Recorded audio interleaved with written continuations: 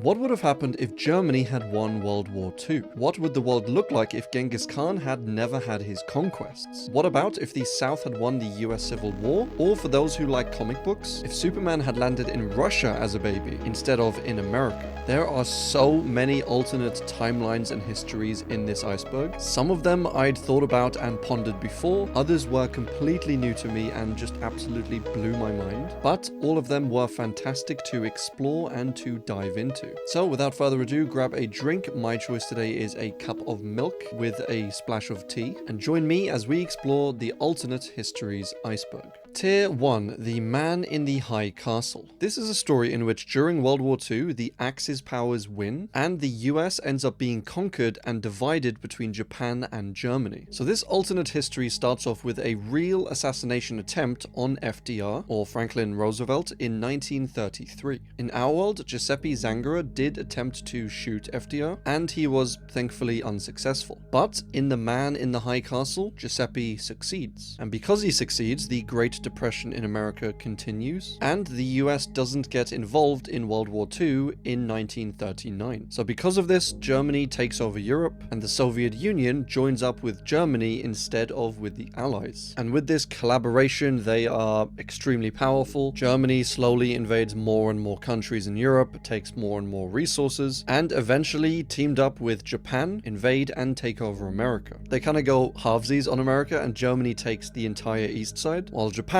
takes the entire west side. The Allies surrender just 8 years later, and Japan and Germany basically become the two top superpowers in the entire world. As I said, they take over a weakened America, and the story starts in 1962 from the perspective of quite a few different people in both the Japanese and German halves of America. In the Japanese half, black people are enslaved, and Chinese people are basically second-class citizens. And the Man in the High Castle is actually a character within this story, and he is this mysterious author who writes this novel, The Grasshopper Lies Heavy. And in this novel, The Grasshopper Lies Heavy, he imagines a world, a timeline in which America and the Allies actually win World War II. This mysterious author mostly imagines this timeline to be similar to the one that we actually experienced, with just really a few differences. Rexford Tugwell was elected the US president in 1940 instead of FDR. Hitler was actually captured for his war crimes and put to death. Churchill remains in power in Britain and starts sort of a Cold War for some reason between Britain and America, with Britain winning that war, essentially making Britain the most powerful country in the world. It's a super cool story, idea, and features kind of like an alternate timeline within an alternate timeline. It's won multiple different awards, and as with quite a few entries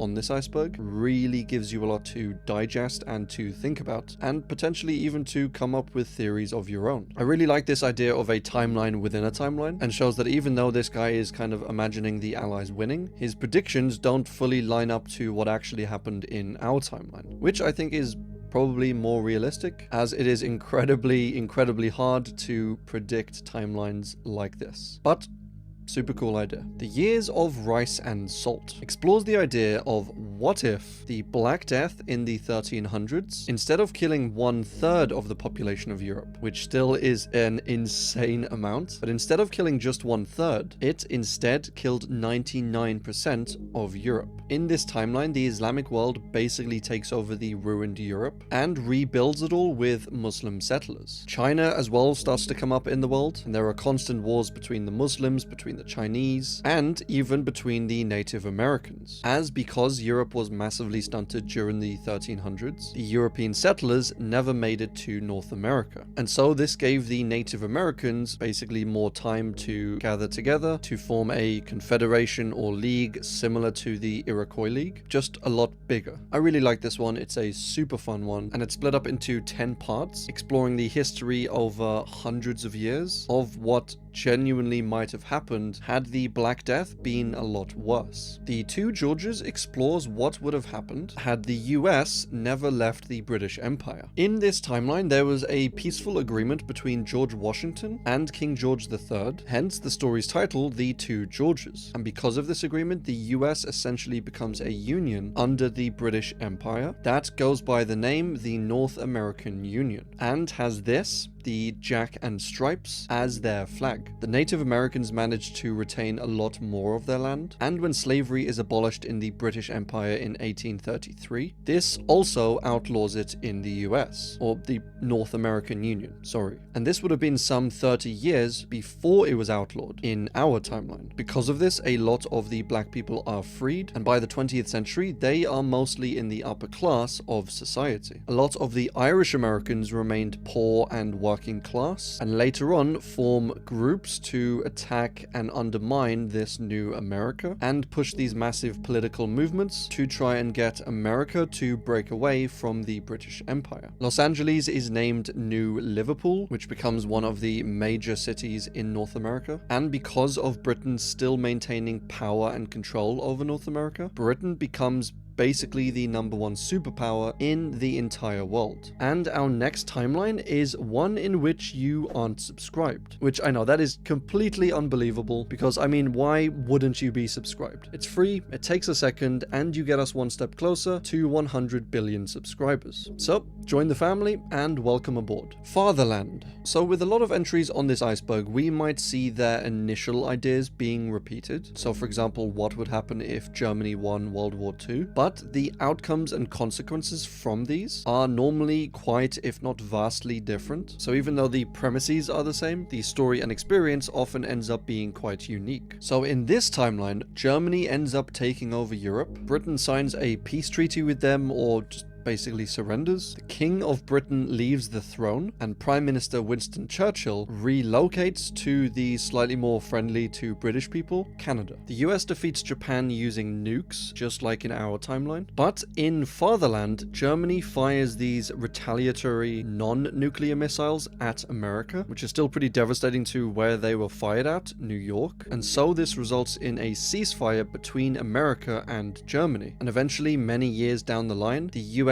and Germany are the two leading powers in the world and are fighting a Cold War between themselves. The whole story reads basically as like a detective novel, where the Germans are trying to eliminate any officials that knew of the final solution, you know, their war crimes, and the protagonist, who is an officer in the German criminal police, is trying to find evidence of these death camps and basically expose them to the world, all while trying to avoid being captured. A very thrilling and somewhat terrifying story. The Yiddish Policemen's Union. So in this history, in World War II, a settlement was set up for the Jewish people in Alaska, and years after this, Israel was actually completely destroyed. Interestingly enough, this was an actual proposal, an actual plan, produced in 1939 by America, called the Slattery Report. In our timeline, it never went through, but in this timeline, it did. The Jewish people were given this settlement in Alaska. Germany still lost the war, but because of this settlement, the US saved roughly 4 million Jews from death. The story takes place just as the 60-year lease, or essentially promise, to let this Alaskan city be used as a Jewish settlement is ending. The US president at this time strongly wants the Jewish people to leave Alaska, essentially, and encourages them to go back to Israel and fight and take back their homeland. Outside of America and Israel, there's not too many differences on this timeline, except for the US being a little less embracing, shall we say, of the Jewish people. Plot against America. So this explores a universe where FDR loses the 1940 presidential election, and the winner is a man named Charles Lindbergh. He, in our universe, had some very questionable views, both on Jewish people and the British, and even in the United States participation in World War II. So with him as president, anti-Semitism is on the rise again in America, and one of the things he actually runs on is no war with Germany, which is partly why he won. The American people just didn't want another war. When he becomes president, he signs something called the Iceland Agreement, stating that the US won't interfere with German expansion in Europe, and they signed the Hawaii Agreement, saying basically the same thing to Japan, that they won't interfere with the Japanese expansion in Asia. There is later on a few assassinations. The Vice President Wheeler assumes the presidency. There are tons of illegal arrests and riots, and the US honestly starts to look more and more like some of the countries that we tried so hard to stop in World War II. So a scary thought for what could have happened if the US had just stayed on the sidelines, which I am glad that they didn't. The Fallout franchise. So I covered a lot of the Fallout franchise in my Fallout Iceberg. Totally check it out if you love Fallout stuff. But this series of games, this universe, diverges from our own in a few different ways. Firstly, the US never dropped bombs on Japan, which meant that they didn't have to invest money into Japan to, build them back up again. This meant that the US was richer as a country. Secondly, transistors were invented, but they just weren't as advanced as in our universe, as the scientists in Fallout focused more on vacuum tubes and on both nuclear and atomic physics. This resulted in some very strange environments in Fallout, where you have some things which are super outdated and super basic, like say computers, and you have other things which are super advanced, like nuclear weapons, laser weapons, nuclear powered floating cars, and really advanced robotics. And there was a massive Cold War between the US and China, and a massive nuclear war, resulting in a worldwide nuclear fallout. So yeah, one of my favorite games of all time, and a super cool universe and alternate timeline. The Metal Gear series. So this is another video game series that diverges from our timeline in a few different ways. In World War II, the Axis powers are defeated as usual, but with the help of the Cobra unit, which was this mysterious small unit group of super soldiers, essentially, brought together by someone called the Boss in order to defeat Germany. So the Allies still won the war, but in this universe, with the exposure to super soldiers being out there, this essentially led to massive advancements in the 60s, the 70s, the 80s, into stuff like AI and cloning and robotics. So it's a pretty cool storyline and universe if you've never played the games before, or if you've only played the games and never really looked into the story or the lore of it. Fun stuff. For All Mankind explores the question of what if the USSR had reached the moon first instead of America. So in this universe, Alexei Leonov is the first man on the moon, and this motivates the US to, ramp up their space program and to beat the Russians. And each season of this series advances like 10 years at a time. So the first season covers the 1970s, the second covers the 1980s, and so on. And in this universe, by the 2000s, we already have space bases on Mars, as well as a few other pretty cool things. It's a pretty recent series of 4 seasons, so if you like space sort of stuff, definitely check it out. And shout out to my Space Iceberg. Tier 2, 1983 Doomsday. So in this universe, nuclear war kicks off between the Americans and the Russians, resulting in 3 billion deaths and reducing the US and the USSR to essentially shells of their former selves. It's really quite brutal. The main point of divergence happened in 1983 when Colonel Stanislav Petrov was on watch in a bunker near Moscow, and he was monitoring for US missile attacks. There was a glitch in the system leading to the computer alerting Petrov, saying that the US had fired missiles at Russia. But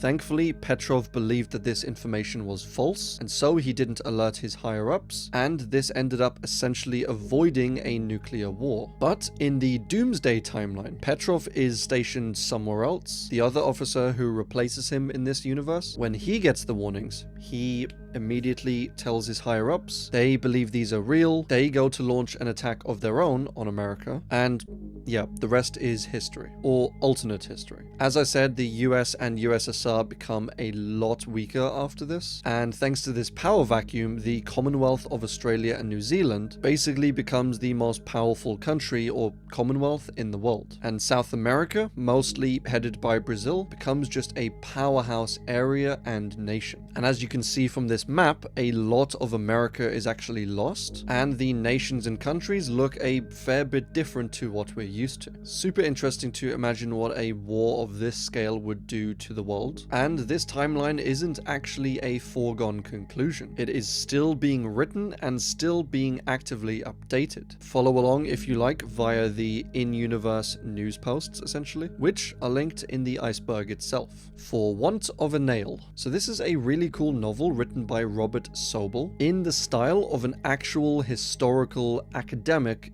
bibliography. It cites footnotes that don't exist, authors that don't exist, books of these authors that also don't exist, and imaginary articles, indexes, all sorts. At the start of the book, he thanks numerous people that also don't exist for their contributions to the document and their help with it. So there's like this whole other academic universe created specifically for this book, which I think personally is a really cool touch. It's a really cool, really well written, well thought out book. But let's get into what the actual alternate history covers. In this universe, the American Revolution is unsuccessful. The US essentially gets divided up into the British-controlled CNA, or Confederation of North America, and the Southern United States of Mexico, due to a bunch of the revolutionary figures moving down south, and the soldiers relocating essentially to Mexico after the war. The main powers are the German Empire, which rules most of Europe, the British Empire, a mercenary company essentially, kind of like the East India Company in our universe, but they are the Kramer Associates. You also have the Japanese Empire, which rules most of Asia, and as we mentioned before, the Confederation of North America and the United States of Mexico. As I said, the style that this was written in is super cool, unique, and detailed, and it follows the general history of this world, as well as the World War in 1939 between these various factions. So, very epic. World War. So this is a wild alternate history. What if, just imagine, what if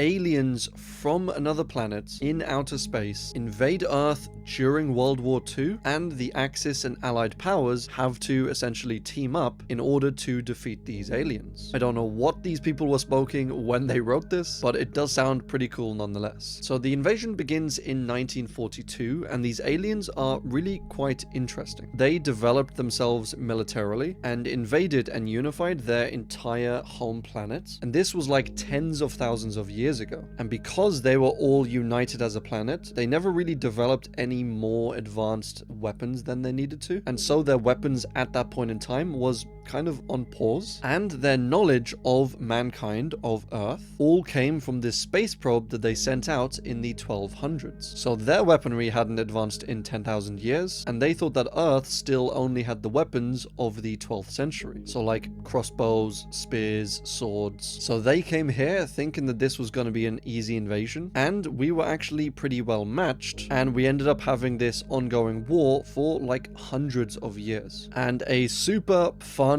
wild fact about this is that ginger for these aliens is a massively addictive, powerful aphrodisiac. So yeah, that's kind of interesting and a little disturbing. The power balance over time tilts more and more towards the humans, and in the end, humanity actually ends up flying out into space and eventually reaching the aliens' home planet. So yeah, as I said, a pretty wild one, a pretty interesting one. It's not the most likely alternate history, I will give you that, but I am all for a timeline of fighting aliens during World War II. Axis of Time explores the wild idea of what if an advanced navy from 2021 got sent all the way back to 1942, which is totally a very likely possibility. But basically, in this timeline, a large Islamic group declares war on the world, and a bunch of countries basically gather and team up to defeat this group. And in one of these battles, there's this cloaking technology that's been developed that's meant to, you know, like hide and cloak their ships. So they turn it on and use it for the first time on the battlefield, and instead of making them invisible, it sends them back to 1942, which, I mean, it's very easy mistake to make. They probably just forgot to carry the one, and you get time travel instead of invisibility. So a ton of these ships go back in time, and they are captured by various nations, which, I mean, would they realistically even get captured if they're ships from the 2020s? I mean, maybe they'd be outnumbered, but this time travel doesn't send them all back to the same place that they were. It basically just scatters them around the world. So a bunch of them are captured by various nations. One is captured by the Japanese, and after they capture the ship, they basically interrogate everyone on board and find out some things about the future. So Japan finds out that they lose some of the upcoming battles, and so they decide just not to engage in these battles. The Germans capture a vessel and learn that invading Russia wasn't really a good idea, which, I mean, I probably could have told them that. So with this knowledge, Germany decides not to invade Russia. They decide to make a truce and basically team up with Russia. And because they're now best buds between Russia and Germany and Japan, they basically take over most of Europe and Asia. And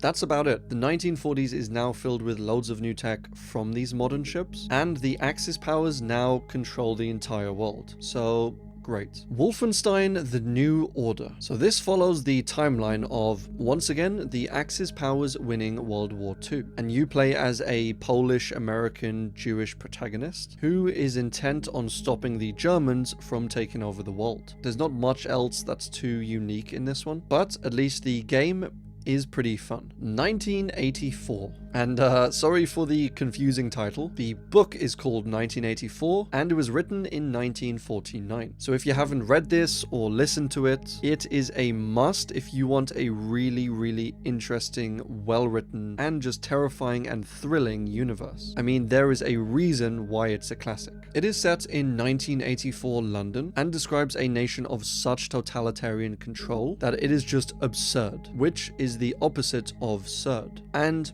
absolutely terrifying. Everything in this nation is monitored. Cameras and microphones in every single home, in every single office space, cubicle, every bus, every street, everywhere. There are spies on every corner, in every company, in most families, even in the back streets. You have no idea who is a genuine person and who is a spy for the state, meaning you can never really trust anyone or discuss any ideas whatsoever. Not only is it a crime to publicly go against Big Brother, who is like this all-controlling, all-seeing government entity, but it's also a crime to think negative things about them or about the system, or to talk in private negatively, or to write or to keep a journal whatsoever, even in your own home, in private. Like, yeah, I did mention this was absurd. Think of it like North Korea, but ramped up to like 11. Big Brother fully controls all information, all news sources, and even all of history. The main protagonist in the story works for a government ministry called the Ministry of Truth, and they are tasked with essentially changing truth. Like if, for instance, they wanted to change who invented the airplane, say, they would just go back through every single newspaper, article, news broadcast, all the history books, all the textbooks in school. They would go through all of that, delete the old information, and replace it with new articles, new information, etc. And so even if you remember the Wright brothers inventing the airplane, first of all, you can't really discuss that with anyone. And if Big Brother says that,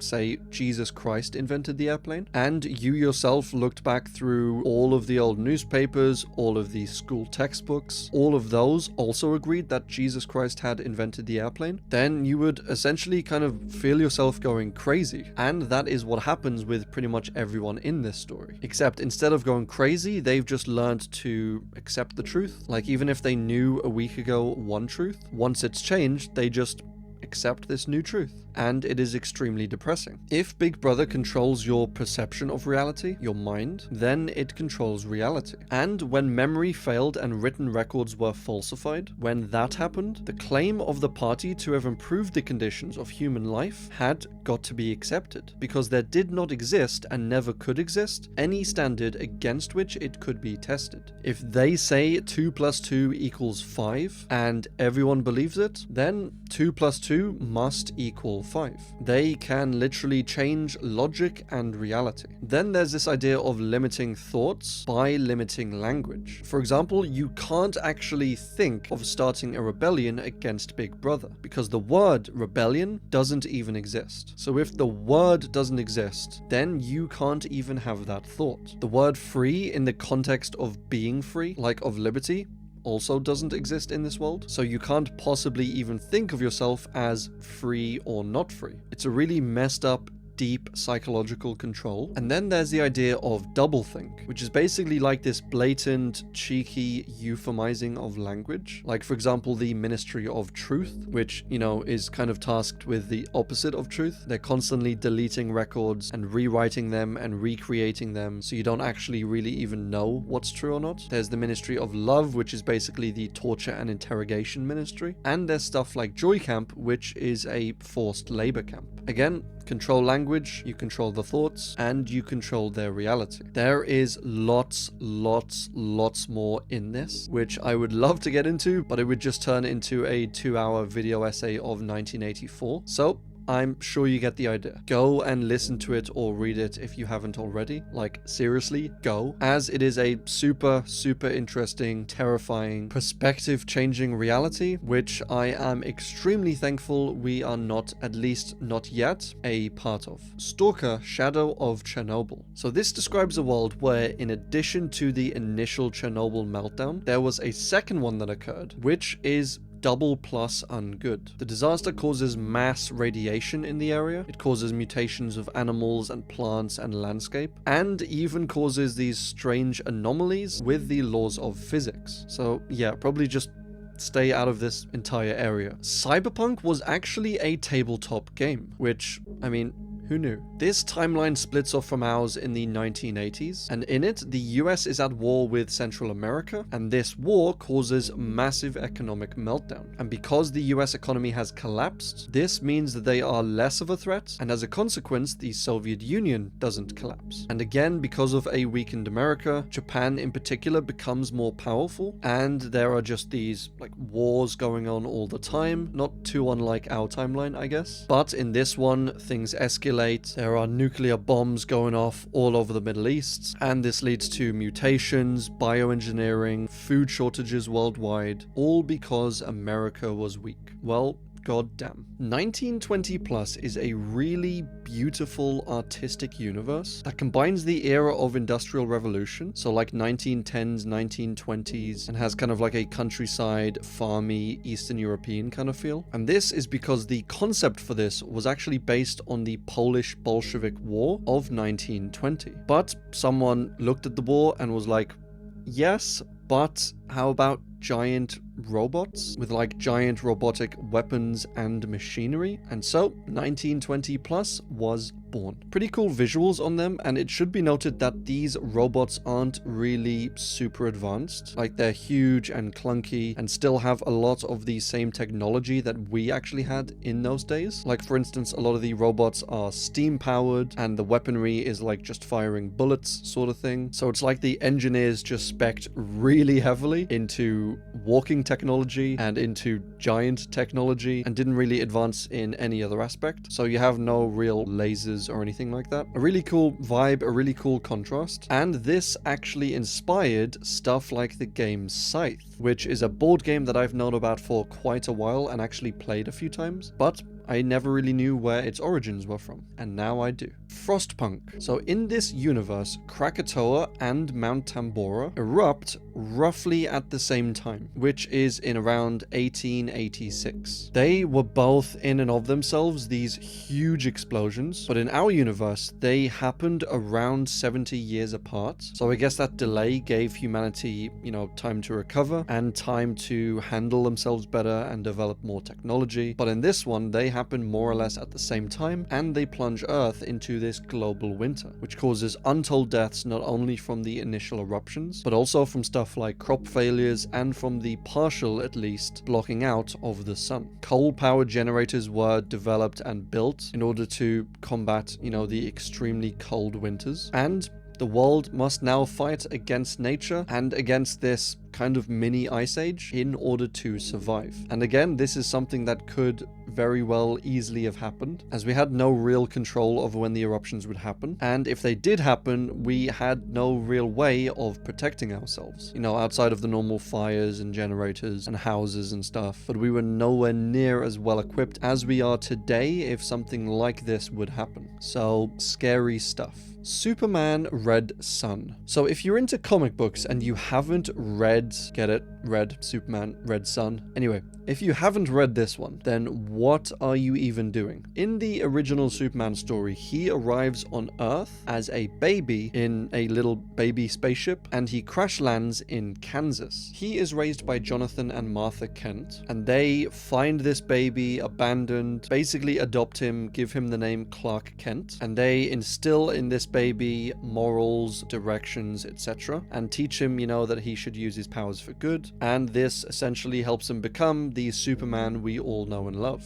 But what if none of that happened? What if Superman as a baby instead crash landed in, I don't know, the Soviet Union? Well, this is what Superman Red Son explores. He is found by the Russians and is kept as a state secret until the 1950s. And funnily enough, Superman normally is said to fight for truth, justice, and the American way. But in this timeline, the Soviet radios describe him as the champion of the common worker, who fights a never-ending battle for Stalin, socialism, and the international expansion of the Warsaw Pact. Which, like, yeah, okay. This story is wild, and I won't get into it fully as it is quite a lot. So take a look at the comic and read it out if you want to. I would highly recommend it. But basically, once he's revealed to the world by Russia, America changes the focus of its arm race from nuclear to biological, in that it kind of wants to create super soldiers of its own, even though Superman is, you know, an alien, not a super soldier, but that's kind of besides the point. The main result of all of this is, as you can imagine, the Soviet Union becomes incredibly powerful, prospering under this almost unlimited power, and most other countries, the US included, just become weaker in comparison. When Stalin dies, Superman takes over as the head of the Soviet Union, and he spreads communism as far and wide as he can, while at the same time turning most of the world into a police state. As I said, it's a really, really cool read if you like Superman, or you just like comic books, or you just like a really cool, interesting story. I won't spoil the ending, but go and check it out if you have the time. Anastasia is a 20th Century Fox film that explores the possibility of what if Anastasia Nikolaevna, who was the youngest daughter of Tsar Nikolai II, survived her family's execution. In reality, she was killed along with the rest of her family by the Bolsheviks, and this was during the Russian Revolution, but rumors of her having survived the killings came about in subsequent years, and so this rumor and idea is explored here in Anastasia. Nothing super major changes in this timeline, but it is still a fun film. Tier 3, the Peshawar Lancers. So this takes place in a world where in the late 1800s, these massive meteor showers basically rain down on Europe and the Americas, turning them essentially into barren wastelands. So Queen Victoria orders the British Navy to evacuate all of Britain's population to its colonies in India and Australia and South Africa, which they do, and the British Isles are essentially abandoned. And the people that are left there basically turn into these cannibalistic savages. So Scotland, basically. That was a joke. Don't hurt me. Honestly, I love Scotland. But fast forward 200 years to 2025, which is next year, and the new British Empire based in India, named Angrezi Raj, is the most powerful nation on Earth. The Russians are feared for their ritualistic cannibalism and Satanism, which I think that's a little extreme. And the US, after the meteor strikes, is more or less still in ruin. Most of the rest of the world are in these small tribes, and a lot of the Middle East have built up these small empires of their own. A lot can change in just 200 years, and we did lose our lovely British Isles. So, sad. 1632. So this is a fun one. It is the year 2000, and a small American town gets sent back in time thanks to these aliens, which of course it's down to aliens, back to 1632 in the Holy Roman Empire. And this was during one of the most destructive periods in history, the 30 Years' War. And the whole town was sent back in time, like 3,000 people, along with houses and cars and lawns. It's like aliens just drew a massive circle around the town and then was like, whoop, back you go. And as you can imagine, there was a massive culture shock from both sides. The town establishes their own group and region, named the New United States of Europe, or NUS for short. And they have cars and guns and electronics, so they're not so easily pushed around, but they do need to figure out how to maintain these things, only using 17th century resources. So it's a bit of a struggle. It's a super fun, super well written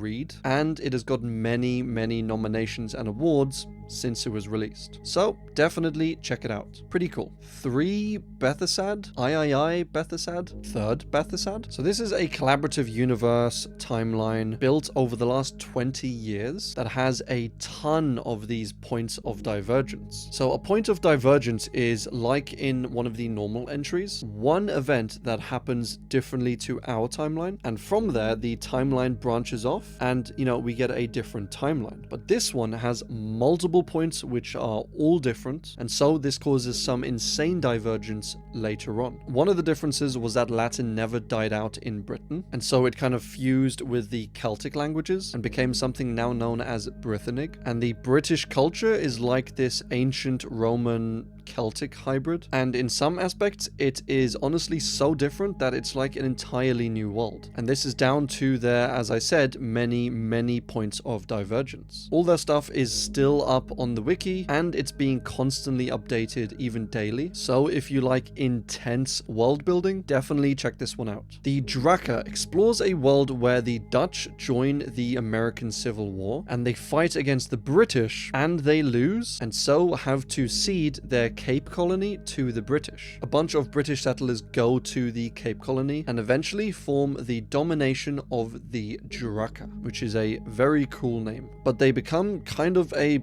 psycho insane country. They are very military heavy, almost Spartan-like in their culture. They have tons of slaves, and they eventually end up conquering the whole of Africa. And in the end, the entire world is basically divided up into like Draka on one side, and the good guys, the Alliance, in America and Australasia mainly. A wild one for sure, and an extremely brutal one, but thankfully not in our timeline. The New Order, the Last Days of Europe. So this explores, once again, Germany winning World War II. Germany basically dominates all of Europe, including the UK. The Soviet Union has split up. Germany ends up developing nukes, and alongside Japan, ends up seriously crippling the United States. So Germany basically has complete worldwide power, but it has trouble in holding on to it. There are constant rebellions all over Europe. Germany's economy isn't really doing too great, and the SS, which was like the secret German police, ends up going rogue under the control of Himmler and basically takes over operations in Germany. Japan and Germany end up having a falling out, so now there's like a three-way Cold War between America, Japan, and Germany, and they all have nuclear weapons, which is amazing. And that's basically how it ends, with saying that even though Germany did win the war, holding on to all of this worldwide power would be extremely difficult. Ruled Britannia is a timeline by author Harry Turtledove, which I am just absolutely loving his alternate histories. But this story asks the question, what if the Spanish Armada was successful? It is set 10 years after the Armada was successful, and England has been conquered. It is now owned by the Roman Catholic Church and ruled by Spain. Queen Elizabeth has been dethroned, captured, and imprisoned, and one of the main characters in this timeline is a man called William Shakespeare. There are some rebel groups who ask him to write a play for them, with the idea that this play should kind of rile up all of the English people and get them to rebel against the Spanish overlords. The Spaniards also then ask Shakespeare to write a play, saying how wonderful and good the Spanish people are, in order to, you know, perform it in front of the English people, and for the Spanish to win the favor of the public. So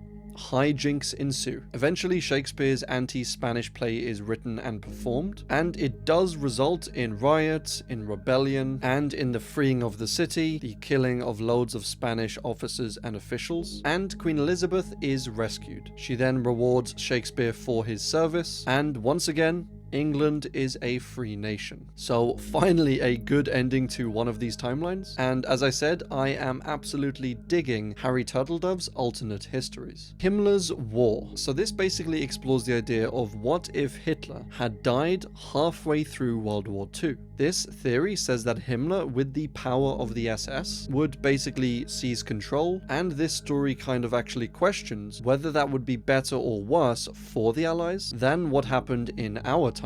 So a very interesting one, and the conclusions to this honestly might surprise you. World in conflict. So this is a world in conflict in which in 1989 the Soviet Union is basically on the brink of collapse, and as a last-ditch effort to attain or maintain power, it invades Europe, sparking World War III. And this is maybe a little too close for comfort. So Europe is fighting back, America sends troops over to Europe in order to assist them, and then because a lot of the US troops are in Europe, Russia decides to strike on the American homeland in Seattle. And they try to essentially invade America while their defenses are low, or at least lower, which I don't know if that's such a great idea. It's kind of a wild idea, kind of a wild story, and I don't know how well that would work out for Russia. I mean, taking on one small country is obviously hard enough, but taking on all of Europe and then starting a war with America? Yeah, I don't know how smart that would be. The Monument Mythos. So this, if you've seen the Wendigoon video of it, you will know is a super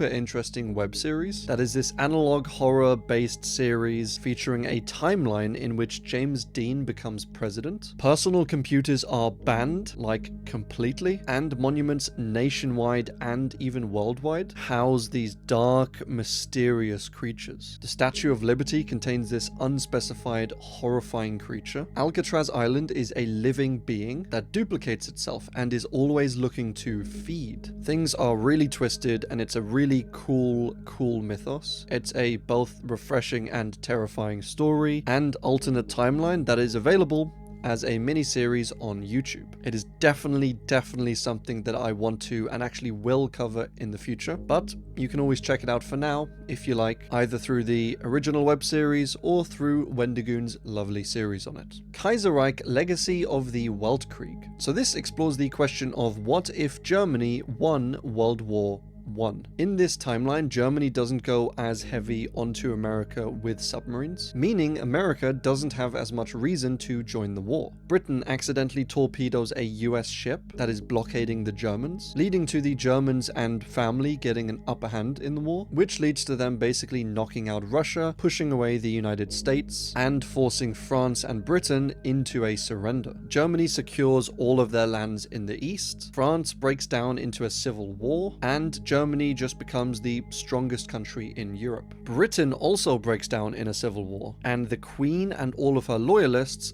flee to where else but Canada. And the United States, who loaned Europe a ton of money during the war and now has, almost no hope of getting it back anytime soon, falls into a massive Great Depression. And so, with most of the world's great superpowers either crippled or fighting internal civil wars, the Germans slowly but surely mop up land and colonies and territories, and they become the most powerful country in the world. This is an interesting and maybe slightly likely timeline, if Germany had won World War I, and it's kind of scary to think about how close things actually might have come. Red Dawn explores a 1980s where NATO has been disbanded and an alliance of Poland, the Soviet Union, and South America all decide to invade Mexico and then the United States. And this, obviously, is the start of World War III. It is kind of implied that the United States wins the war at the end of this all, but it is left a little unclear. And I don't know how well the Russians would actually do fighting on US soil, but I guess they do have the assistance of Poland and South America, so maybe they do half decently. Red Storm Rising. Again, this explores a war fought between the Soviets and the United States. Again, it is the 1980s, but in this war, both sides agree not to escalate it to the point of nuclear weapons. So even though they have lots of nukes, this entire war is just fought with regular bombs and guns, etc., which is probably a very good idea. But I don't know how likely it is that both sides would actually stick to something like this, especially if one of the sides starts to, lose pretty heavily. The Hot War series. So this asks, what if the Korean War, which was really a proxy war, had actually escalated? What if the US drops a nuke in Korea and then the Russians drop one back, killing some American troops? So the Americans retaliate and drop one in Moscow, and then the Soviets drop, a few in Europe, etc. Well, this would likely bring the US into a full-blown hot war and very likely result in World War III. In the series, the Soviets then invade Europe, nuking city after city, invading lands, and the US is barely holding their own through this, and eventually the Russians nuke Washington, D.C. This destroys obviously a bunch of important buildings, and it kills a bunch of important government members and politicians. At this point, the Soviet armies are naturally quite exhausted, and they do take heavy losses themselves, so the war kind of dies down after this. Stalin is soon killed, the US and the Soviets soon sign a peace agreement. Most of the land and countries that were taken are put back to how they were before the war, and things kind of go back to normal, except with tons and tons of lost life, as well as America having to, build up or rebuild their political institutions. So yeah, pretty intense one. The Man with the Iron Heart. So this entry is in reference to the German psychopath Reinhard Heydrich, who was honestly one of the worst people in World War II. Hitler dubbed him the Man with the Iron Heart, and he was assassinated in 1942. This entry explores the idea of, well, what if he wasn't assassinated then? How would history be any different? Well, it is suggested that if he hadn't died in 1942, that he would have maintained control of the German Secret Service group by the name of Werewolf. This was an actual group in Germany that was planned and designed to perform behind-the-line enemy attacks, staging,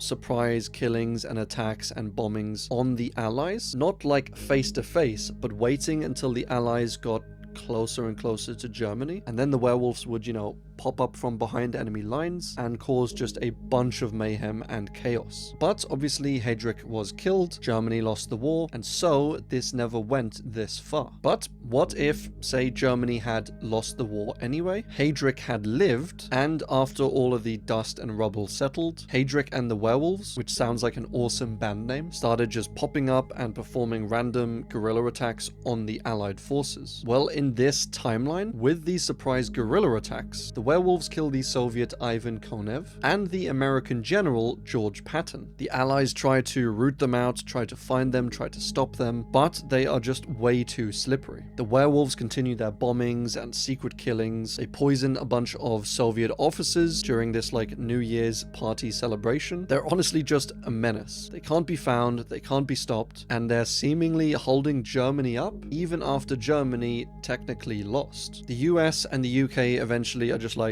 nah, we don't want any of this, and they just pull out of Germany. Heydrich is eventually found and killed, but he is replaced by his second in command. The story just kind of ends up in the air about whether the werewolves are actually able to reclaim Germany or not, or whether they're just completely destroyed and ended. But it is a very interesting one to think about, as Heydrich, while being an evil psychopath, was also extremely clever, and that is not a good combination. So what might have happened if he wasn't killed in 1942? Likely nothing good. Batman Holy Terror. So this alternate timeline goes all the way back to 1658, where in our universe, Oliver Cromwell, a quite famous and prominent English politician, died. He was responsible for invading and uniting Scotland and Ireland, and was basically in control of England for 5 years before his death. But this Batman comic explores the idea that instead of dying in 1658, he instead lived and ruled England for 10 more years. And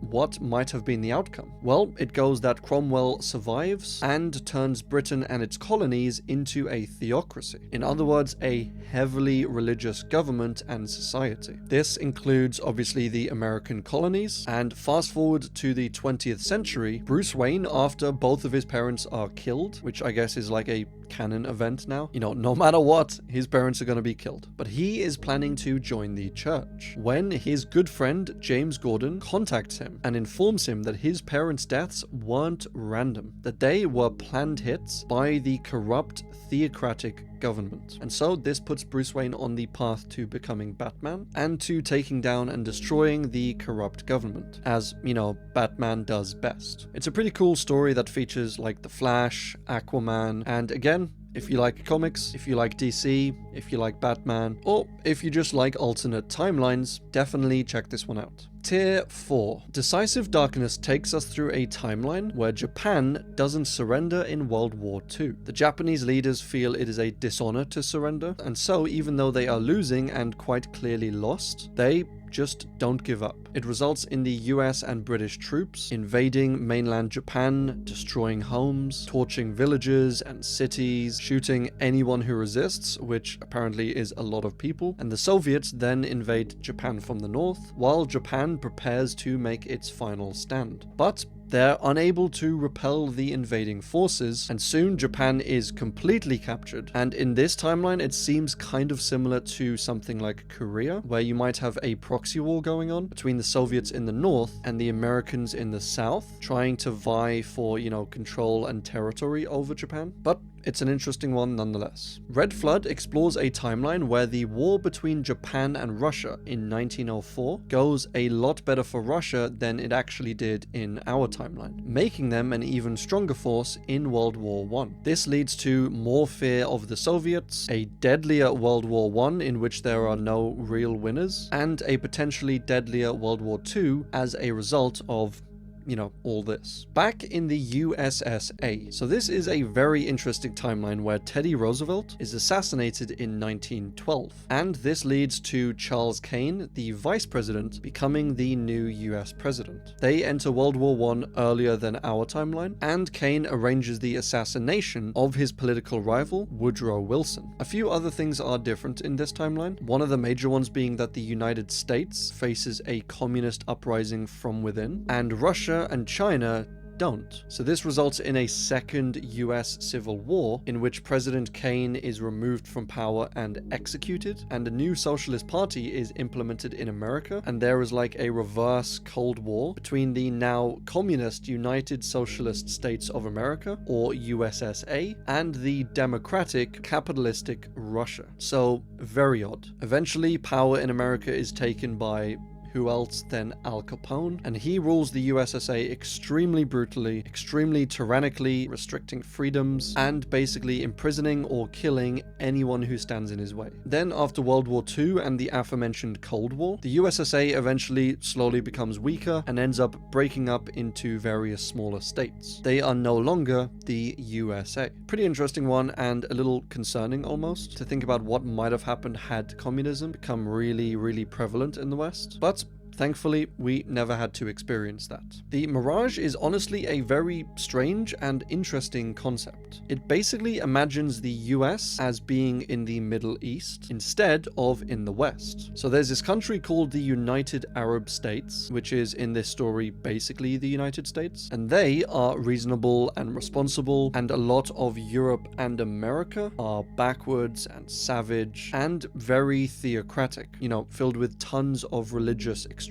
The UAS are on the side of the Allies during World War II, and after defeating Hitler, they create Israel, and they create it in Germany with Berlin as its capital. So this is, obviously a home for the Jewish people now, but Britain and its Prime Minister are constantly calling for the destruction of Israel, and the UAS is fighting to preserve Israel, as well as fight their war on terror in Europe. The USA is actually the CSA, or the Christian States of America, and it is a theocratic dictatorship ruled by Lyndon B. Johnson. There is a group called the World Christian Alliance, which is basically the equivalent of Al-Qaeda, and they live in the Rocky Mountains in the United States and plan on November the 9th, 2001, an attack with planes into the Tigris and Euphrates towers in Baghdad. So yeah, you can see where they were going with these analogies, and it is pretty interesting and unique to see it from that perspective in a way. It's obviously not an incredibly likely one, but I do like it just for its shift in perspective. Lion's Blood explores a world where Islam spreads throughout Africa, and Africa becomes the epicenter of advanced technology. And because of this, Africa gets an early upper hand, and Europe is kind of left in the Dark Ages still, and this story takes place in the 19th century. It follows this white Irish family that is captured and sold as slaves to African slave owners in South America. They then grow up and are massively influenced by their Muslim and African owners, and they come to kind of accept and even promote Islam and slavery. It's a very odd timeline story that, as with a few others on this iceberg, just kind of shifts the perspective a little bit. So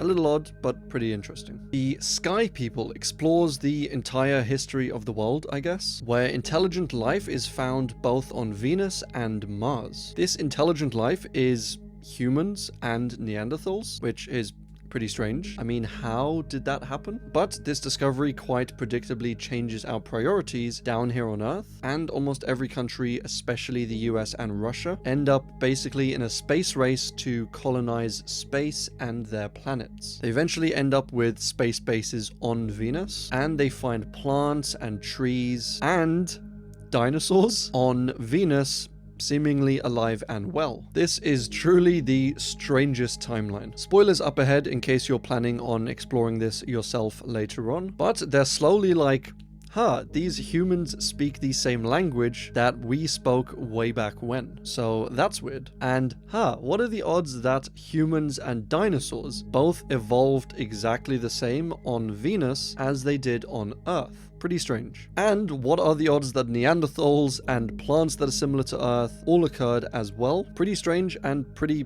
unlikely, if not impossible. So they're pondering this, wondering how it happened, until they find this other alien race on Venus that has basically been abducting things from Earth and seeding them onto Venus. So that kind of explains everything. Then they find similar stuff on Mars, and it's just a very strange, weird time. Very interesting read, but not super realistic in terms of history, but still a great one nonetheless. The Kerberos Saga. So it's World War II, and Japan joins the Allies instead of the Axis forces. The US sits this war out just as they did with World War I, and the Germans end up winning World War II due to their advancements in technology, and then they defeat Russia, they nuke Japan, but the assassination attempt from Claus von Stauffenberg, which failed in our timeline, instead succeeds. This leads to Nazism being cleansed from Germany and the Weimar Republic being restored. So now a relatively normal but still very strong Germany, as they did, win World War II, occupies Japan and offers to stabilize Japan and build them back up. And this leads to stuff such as immense crimes, uprising, rebellions, and an attempted coup. So a pretty cool timeline, and it honestly seems like Japan can't win no matter what side they choose. So it's pretty unfortunate to be them. Occupied explores a world in which Norway develops and pushes nuclear energy, as opposed to oil or gas energy. So for some background on this, the US pulls out of NATO, and war in the Middle East leads to massive energy troubles worldwide. So because of these issues, the Green Party in Norway gets boosted into power by the people, and they stop all production of fossil fuels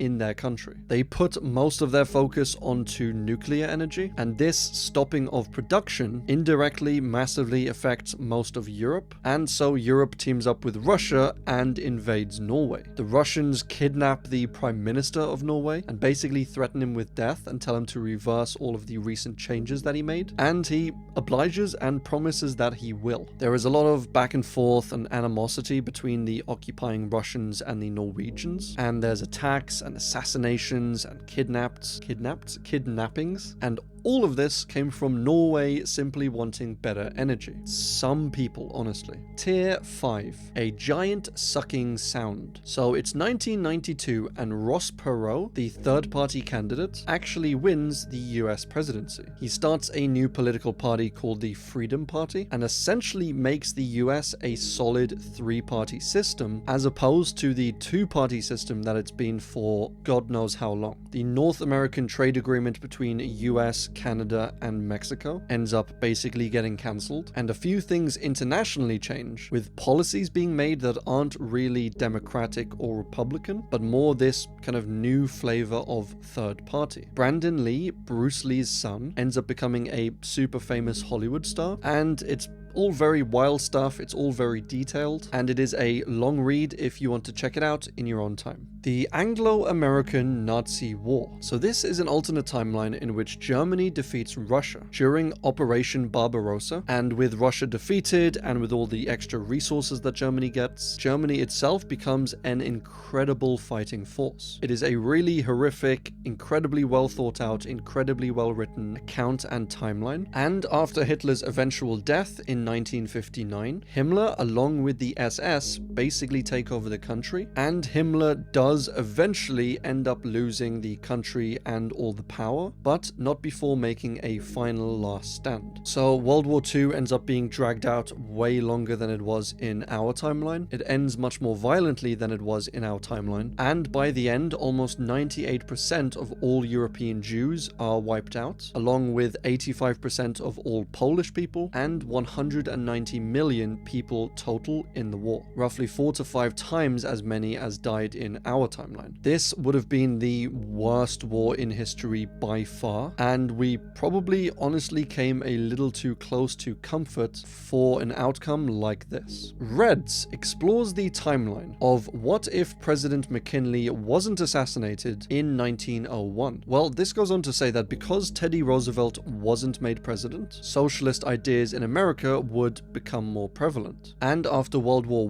I, the American people become largely divided, and the Great Depression hits, and then a socialist uprising soon follows. There is a socialist civil war in America, and a communist America is something I would not want to see. For All Time is a very extensive alternate history, based loosely on what would happen if FDR died in office just before Pearl Harbor, and it covers World War II and how the German offensive would move as far as even New York. Hitler later gets shot and is in critical condition, and Heydrich, the psychopath we mentioned from earlier, takes over as the Führer of the party and of the country. Italy is now on the side of the good guys and declares war on Heydrich, and the SS kind of takes control of the German army and the German people, and just everyone and their mothers are declaring war now on Heydrich and on the SS, including the regular Germans. The Allies then nuke Berlin, which severely cripples Heydrich, and they eventually capture and arrest Heydrich. They arrest the in critical condition and incapacitated Hitler, and sign a peace treaty with the new Germans, essentially ending the war. It ends with the final invasion of Japan by the Soviets and the Western powers, with Japan again refusing to surrender and fighting basically nail and tooth to the end, when eventually, reluctantly, the Emperor surrenders, and this ends World War II. It is a fantastic 20-year plus old alternate timeline, written in the early days of the internet, and a super cool one if you want to give it a read. Blue Skies of Camelot explores a world where Marilyn Monroe doesn't die in 1962, and this leads to JFK not being assassinated the following year, which leads to a full-blown JFK presidency. This leads to a 1960s with less upheaval, more fairness, more civil rights, more equality, and abroad stuff was more peaceful, less wars, just generally a better time. It is, as with a lot of alternate timelines on the alternate history website, incredibly detailed, incredibly well written, and a very good read. So I would recommend checking it out if you think you might like this sort of thing. Atlantis is a world in which Atlantis actually exists and doesn't sink. The split or point of divergence in this timeline is, I guess, like 85 million years ago, where shifts in the continent result in the island of Atlantis actually forming. And that's obviously if you believe that it doesn't exist in our timeline. Humans discover this island for the first time in 1452 by the French of all people, and Atlantis is kind of like Japan, where it's this long island along with a bunch of smaller islands that were, you know, like in the Caribbeans, scattered kind of all around it. And the whole thing, main island, small islands, the whole thing is dubbed Atlantis. So the French form a settlement, the English form one, and the Spanish too. And by the 1600s, around where sort of New York would have been, if this land was, you know, still attached to America, there is a massive growing pirate colony that just, you know, goes around and pirates things, ships and cargo and things such as. Then Britain starts taxing its Atlantean colony, and the Atlanteans scream no taxation without representation, or whatever the equivalent is in Atlantean. They fight back, gain independence, and they form the USA, or the United States of Atlantis. And it basically becomes America, or at least some version of it. As I said, they had the War of Independence, they later have a USA Civil War, and they spout egalitarianism, fairness, justice, and religious freedom. So yeah, it's basically like a new flavor of the United States on an island. Noughts and Crosses is basically the European flip of the colonization of Africa, where in this timeline, Africa instead gets the upper hand, and they end up colonizing Europe. The Noughts are the white or lighter skinned people, and the Crosses are the black or darker skinned people. Africa is united in this timeline and called Zafrica, which is very creative, guys. And Scandinavia, as far as I can tell, is just one country. You know, Norway, Finland, Sweden, it's just all one. And they are the only Nought or white country left on Earth. Again, as with a few others, it's an interesting flip of perspective, and it seems like a pretty interesting story if you dig that sort of thing. Joe Steele, and God, I really do love these Harry Turtledove timelines. Always super creative. Joe Steele describes an alternate timeline where Joseph Stalin is born in America instead of in Russia or Georgia. Instead of Stalin, he goes by the name Joe Steele, and with those political instincts probably flowing through his blood, he naturally becomes a US politician and eventually becomes the US president. So in his run-up to the presidency, when things become a bit closer than he'd like maybe, in the Democratic primary, Joe Steele has Roosevelt burnt alive in order to, you know, take out his competition and guarantee that he got the Democrat nomination. So with Roosevelt out of the way, Joe Steele goes up in the general election against Republican Herbert Hoover. He wins the election massively and becomes the new president, implementing a bunch of, you know, regular American policies, as well as some, you know, classic Stalin stuff. So forced labor camps for enemies of the state, pretty tyrannical law, and he arrests 4 Supreme Court justices that basically just don't agree with him and has them executed for treason, and he then just goes on to basically kill or capture or both anyone who stands in his way. When World War II breaks out and Pearl Harbor is attacked, Joe Steele charges 2 of the top American military guys who were, you know, in charge of things around that area for not predicting Pearl Harbor or dealing with it well enough, and has them executed for incompetence, which these are his own military guys, just remember. Japan is eventually defeated. Einstein and Oppenheimer are eventually captured and executed because they didn't inform Steele of the potential of creating an atomic bomb, because, you know, they didn't trust him and they didn't want him with that technology. But he eventually finds out, arrests them, executes them, and starts production as best he can on an atomic bomb anyway. A Cold War is once again fought between the Russians and the Americans, and Steele eventually wins his 6th presidential election, but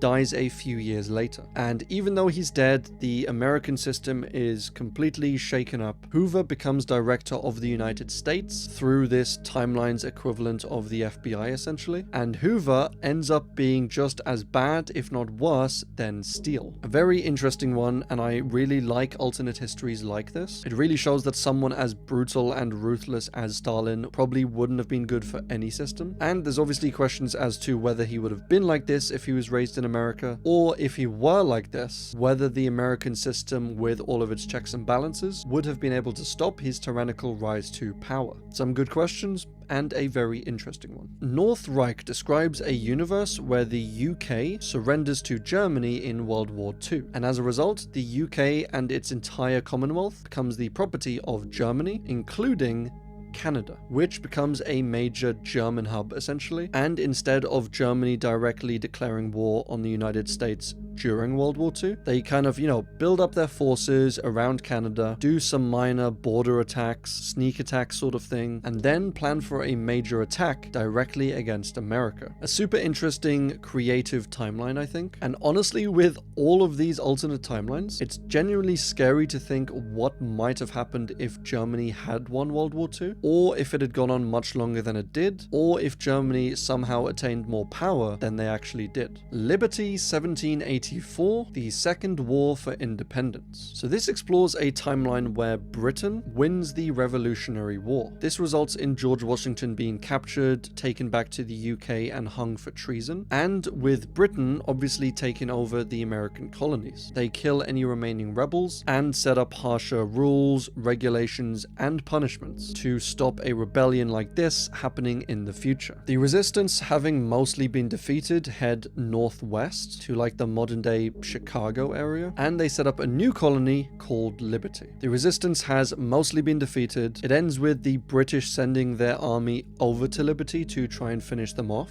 and obviously an intense battle ensues. I think we kind of take it for granted, the United States, but it is wild to learn and think about how many times, firstly, that it very easily could have just not been started, not founded, not got its independence, not been as large as it is today, or if the South had won the Civil War, just how different that would make America today, and consequently the rest of the world. Disaster at D-Day is, as I'm not a historian, but it is apparently, many people have said, a very well-written historical account of what might have happened had D-Day just gone a little bit differently in Normandy in 1944. One of the things that a lot of people strive for in these alternate timelines is the likelihood of occurring, as the more likely a timeline is to have occurred, the more believable that timeline is. And in this timeline, it is apparently very believable, as they only really changed a few parameters during D-Day. So Hitler moved just one extra group or legion to, you know, X area. He got a tiny bit of extra foresight or information here. Really very minor changes could have resulted in Hitler winning on that day. And if he won that day, he could have invaded the British Isles, and with that, potentially won World War II. Scary stuff. Tier 6. Eyes Turn Skywards is a very interesting alternate timeline where NASA choose to develop the reusable space shuttle as opposed to the space station. The outcome for this would have been, in this timeline, more advanced rockets, more advanced space travel, and potentially resulting in us getting even to Mars, like by the 2000s, and potentially making bases on the moon or other planets, making regular trips out to space, out to asteroids. A lot of possibilities on this one, and very fun to think about. A Rebel in Time is, interestingly enough, kind of like an in-universe alternate timeline. Their timeline is the same as ours at the start, and the premise is that there's this racist colonel who's basically been investigated by this special military watchdog bureau. He is acting super sus, buying up tons of gold. I mean, not literally tons, but lots of gold. And so they put Troy Harmon on the case, who just happens to be a black investigator. And he discovers that the colonel is planning on building a time machine, because of course he is, and is planning to go back to the US Civil War to give them blueprints of a World War II machine gun, basically winning the Civil War for the South. Troy follows him back in time and obviously faces a really hard time being a black man back in the Civil War era. So yeah, it kind of creates an alternate timeline in universe. So again, not one of the more likely timelines, but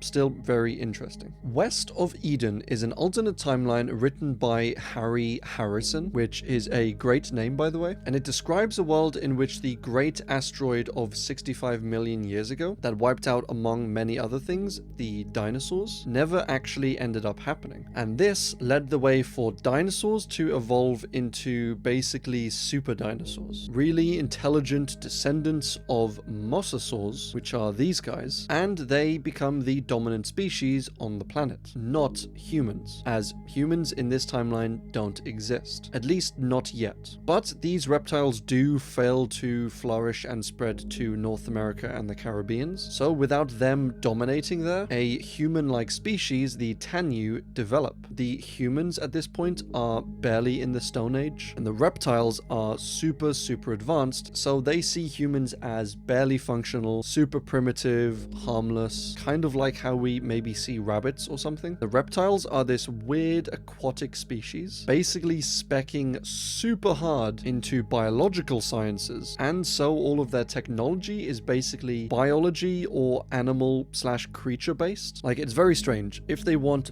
boats, they just take squids and genetically modify them to be boat-shaped and docile. If they want guns, they take lizards that naturally spit and modify them to, you know, spit actual projectiles and to have some sort of trigger system or something. It's a very strange, almost evil, I would say, society. And I mean, you should expect nothing less from a lizard dinosaur society. But it is a very interesting perspective on a very, very far back point of divergence. Malê Rising explores a timeline where the Malay Uprising, which was this uprising of Muslim slaves in Brazil in 1835, was just slightly more successful. In our timeline, they were defeated quite thoroughly, but in this timeline, they still don't win, but they fight just well enough in order that they escape South America, and a good portion of them actually make it back to Africa. From here, they establish a new country, an Islamic religious republic near Nigeria, and their existence in Africa sparks a bunch of other movements and events and uprisings, and it's a very niche point of divergence, I would say, which I guess is a good thing on one hand because it is quite unique, but still not many people, myself included, knew about something like the Malay Uprising, and so I think an alternate timeline like this isn't quite as emotionally impactful as, say, a better known point of divergence, but it is what it is. The Chaos timeline is the kind of alternate timeline that I really, really dig. It changes one thing, so it's very simple, and this one thing is far enough back in history that it has really a major effect on our current timeline. And that one thing that this changes from our timeline is that Genghis Khan never really made his conquests, which is significant because this guy was absolutely insane. So it starts off with Genghis Khan dying in 1200, basically causing everything he had built and had been working towards to fall into chaos and disarray. This results in a weaker Mongol empire and a weaker Mongol leadership, and while the Mongols do end up conquering, they don't conquer quite as aggressively or quite as much. And one thing I learned while I was researching this one, which I thought was actually really cool, was that Genghis Khan himself was very perceptive and actually open to learning new things. And from the people and areas that he conquered, he often tried to learn and implement as much as he could from them into his empire. Like for instance, when Genghis started the Mongol Empire, they didn't really have a written language. He took the Uyghur script from the Uyghur people that he invaded, adjusted it to fit his needs, and implemented it into his empire, teaching all of his people how to use it and write with it. And when invading China, they discovered what the Chinese discovered earlier, gunpowder, which Genghis then took and used in order to siege cities and structures. So he wasn't just stuck in his ways. He was basically just going from place to place, basically slowly upgrading his empire like it was a video game or something. And so you can see how a reverse snowball effect might happen. If the Mongol Empire is weaker, which means they can't conquer X, then they won't learn Y technology, which means without this technology, they're not able to conquer Z, and then because I'm running out of letters, this all snowballs into a weaker Mongol Empire. This results in a few different things, one being the rest of the world being relatively stronger, two countries like for example Poland that obviously exist in our timeline ceasing to exist either temporarily or permanently, and other countries becoming stronger and more advanced like Germany, and the Black Death not striking Europe, which leads to a partial potential overpopulation crisis, and eventually a socialist Europe, especially in the West. This is a very well thought out, very well discussed timeline, and it is quite well written, so definitely check this one out if it sounds interesting. Moonlight in a Jar describes a world in which Al-Andalusia, this guy, survives and the Christian takeback of Iberia never happens. So basically this area is Iberia, more or less modern day Spain and Portugal, and way back in the day it was conquered from the south by Muslims and the north by Christians. I'm oversimplifying this a little bit, but that's basically the gist of it. It was eventually won by the Christians, and the current day culture of Spain obviously reflects this, but in this alternate timeline the Christians never take Iberia, and this results in Islam having a much greater influence and impact on Europe. And since the Europeans, including the Spanish, discovered the Americas, this means that in this alternate timeline, the Arabs essentially, through their newly acquired Spain, or Iberia, the Arabs first discover the Americas, and they impart an Islamic influence over America, as opposed to a Christian influence that the Spanish did. And I hope this is all making sense so far. And once again, it's insane to think about how fragile and subtle a lot of the Americas, both south and north, are, if not heavily Christian, at least influenced by Christianity. And that is because Europe conquered them, and Europe was Christian. And that was again mainly because of the Romans eventually being Christian, and the Romans conquering Europe. And so you take one change like this, one major European explorer, and the whole of America could be massively Islamic based as opposed to Christian based, which I have no idea how that would affect the founding of America, of all of the wars they fought, of them being united and being a republic, and with America being different, how that would affect the rest of the world. You could probably think and discuss for years on this topic, and it is a very, very interesting one to ponder. Vortex describes basically a more extreme and violent few years running up to the apartheid of South Africa. It involves fighting, assassinations, political murders, riots, and even nukes, and was a wild one, but for me, just a little hard to get into. Prey explores an alternate timeline where the USSR discovers an alien species on one of their satellites in the 1980s. They work with the US to build essentially a space station prison to,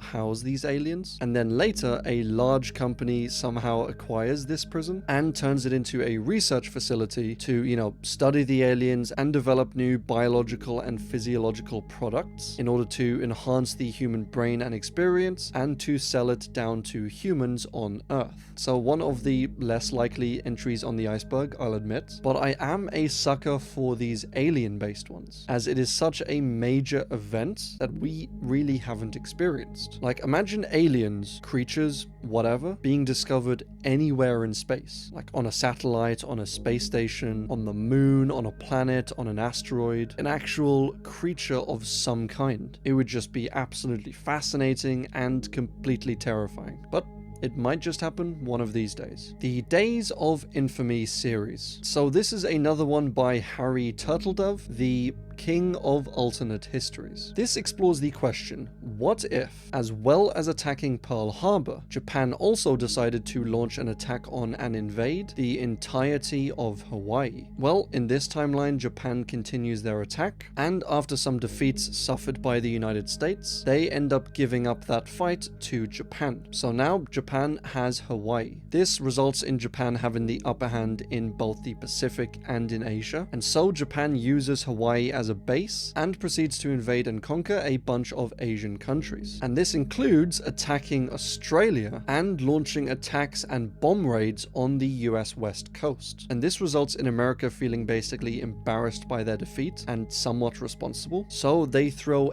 everything and the kitchen sink at Japan and Hawaii, leading to a victory in Hawaii and to the US taking it back. And they treat the Japanese people both abroad and in America worse than in our timeline, which is not great. And also, as a result of America throwing basically everything into this fight, they fail to help Europe quite as much as they should, which results in the Allies losing the war in Europe. So pretty huge implications from this one, especially when you consider that the events really didn't change too much. Like, Japan just took over Hawaii, America took it back, not too much difference, but this meant losing the war to the Germans in Europe. April and the Extraordinary World. So this explores an alternate world, an extraordinary world, if you will, where Napoleon III was killed in an explosion and the French-Prussian War never happened. Not this Napoleon, by the way, but his nephew. This leads to a, quite frankly, absurd plot where over the next 70 years or so, a bunch of prominent scientists end up going missing. And this halts all scientific advancements across the world, leading to this strange, smog-filled, toxic steampunk world. They eventually discover that these scientists have been kidnapped by two sentient Komodo dragons who have forced these scientists to work and create this giant jungle underground ecosystem underneath the city of Paris. The sentient lizard's plan is to create this rocket and fill it with seeds and vegetations and plants and stuff, fire it up into space, land it on another planet, and for it to spread and, fill the planet with all of this plant life, and then for them to go up there, relocate to this planet, and populate it with a bunch of these sentient lizards, which is a wild plan, and I'm not too sure that's even how stuff works. Like, you can't just shoot shoot plants up onto Mars and expect the plants not to die, but to spread all around Mars and make Mars a habitable environment. Like, honestly, these fucking lizards, man. But one of the lizards reveals that they have secretly rigged the rocket to instead explode, and say that their plan isn't to terraform another planet, but for the rocket to blow up, wipe out all of humanity, and then for these lizard people to emerge and take over the Earth. Which, I mean, perhaps that's already happened. It has kind of a happy ending. The talking cat named Darwin lives, which is always nice. But if you like animated alternate timeline films, definitely check this one out. It seems super, super fun. And that is all we have time for. This was an incredibly interesting start to this iceberg, and we covered a bunch of interesting topics, premises, and alternate timelines and histories. This is just the beginning, and in the next 2 parts, we will be covering some insane alternate timelines, which you will not want to miss. I really hope you enjoyed this video, guys, and as always, thanks for watching.